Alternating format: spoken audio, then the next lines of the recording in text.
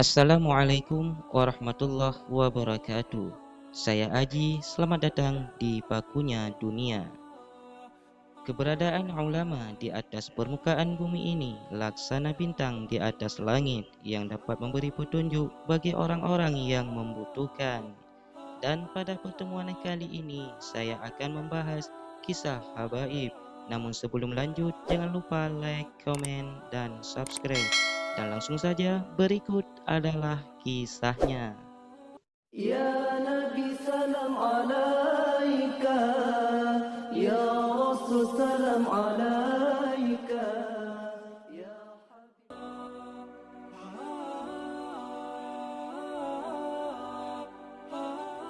Karamah atau keramat diartikan dapat mengadakan sesuatu di luar kemampuan manusia biasa karena ketakwaannya kepada Allah Subhanahu wa taala. Dalam Islam, karamah dimaksudkan sebagai kharikun lil adat yang berarti kejadian luar biasa pada seseorang wali Allah Subhanahu wa taala. Berikut di antara kecil karamah Habib Husin Al-Aidlus.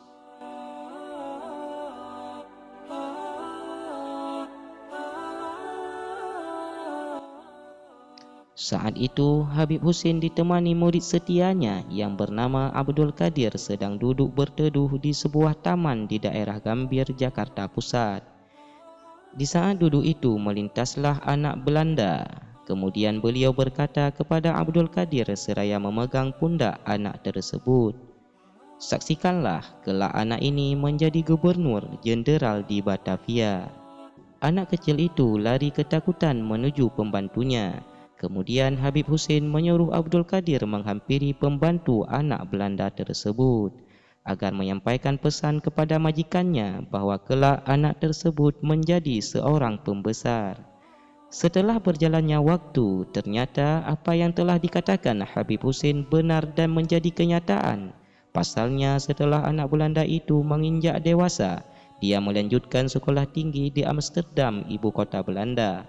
Setelah lulus, anak tersebut kembali ke Batavia yang kemudian hari dia diangkat menjadi Gubernur Jenderal Batavia.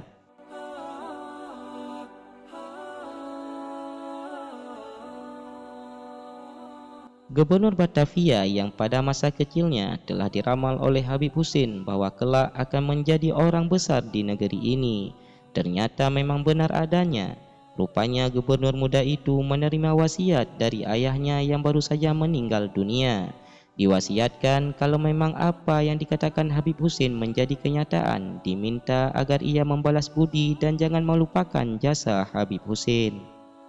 Akhirnya gubernur Batavia menghadiahkan beberapa karung uang kepada Habib Husin. Uang itu diterima oleh beliau tetapi dibuangnya ke laut. Demikian pula setiap pemberian uang berikutnya, beliau selalu menerimanya tetapi juga dibuangnya ke laut. Gubernur Batavia yang memberi uang menjadi penasaran dan akhirnya bertanya, "Mengapa uang pemberian saya selalu dibuang ke laut?" "Uang itu saya kirim untuk ibu saya di Yaman," jawab Habib Husin. Gubernur itu dibuatnya penasaran, akhirnya diperintahkan penyelam untuk mencari karung uang yang dibuang ke laut. Alhasil tak satu keping uang ditemukan. Selanjutnya Gubernur Batavia tetap berupaya untuk membuktikan kebenaran kejadian ganjil itu.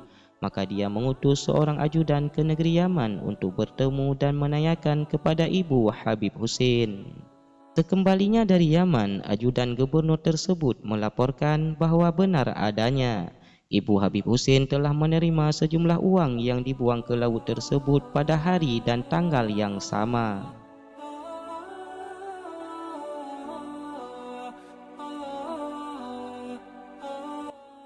Masjid Luar Batang dikenal sebagai masjid tua yang banyak memiliki kekeramatan.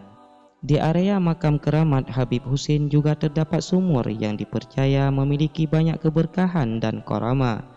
Orang menyebut sumur air keramat. Sampai sekarang air itu sering diambil orang yang datang ziarah ke makam Habib Husin. Diceritakan mengapa air di sumur tersebut mendapat karamah, karena Habib Husin selalu berdoa setiap pagi dan petang di sumur tersebut. Posisi sumur tepat berada di depan masjid atau di samping rumah pentilasan Habib Husin Al-Idrus yang saat ini menjadi makamnya.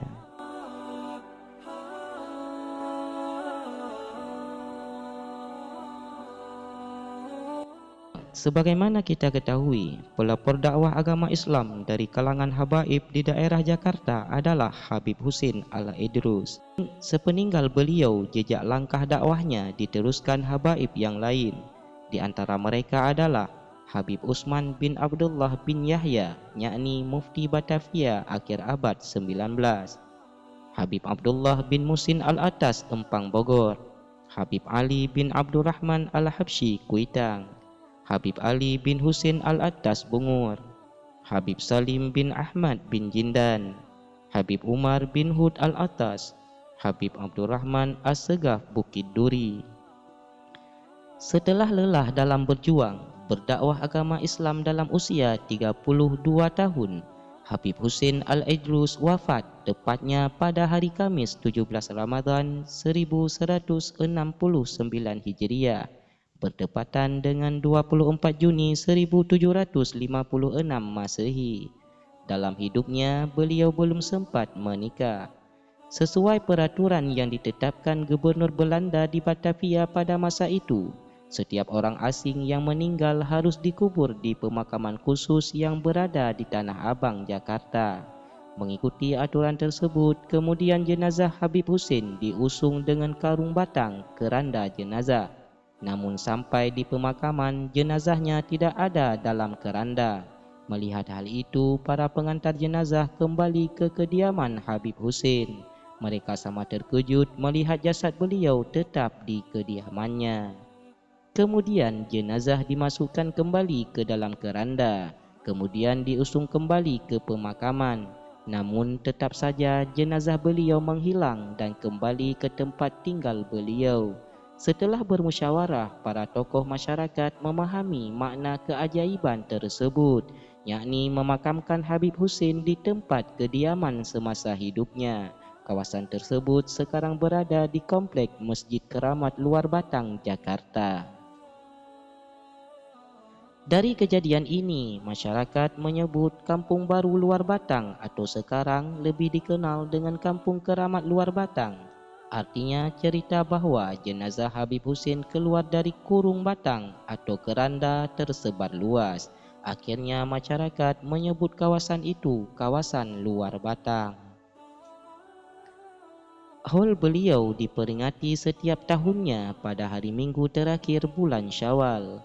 Saat ini makamnya yang berada di Komplek Masjid Keramat Luar Batang, Jakarta telah menjadi magnet bagi para penziarah. Pada hari-hari biasa, ratusan penziarah berdatangan dari segala penjuru kota. Sedangkan pada waktu acara maulid dan haul, ribuan penziarah membanjiri komplek halaman masjid untuk membaca maulid, doa dan tahlil. Wallahu a'lam bishawab. Itu dia kisah kita kali ini.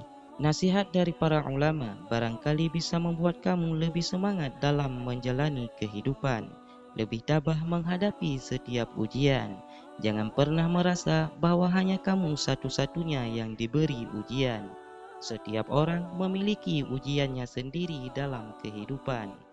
Menjadi menang atau tidak atas ujian tersebut tergantung usaha kamu dalam menyikapinya. Saya Aji, Pakunya Dunia, undur diri. Wabillahi taufik wal hidayah. Wassalamualaikum warahmatullahi wabarakatuh.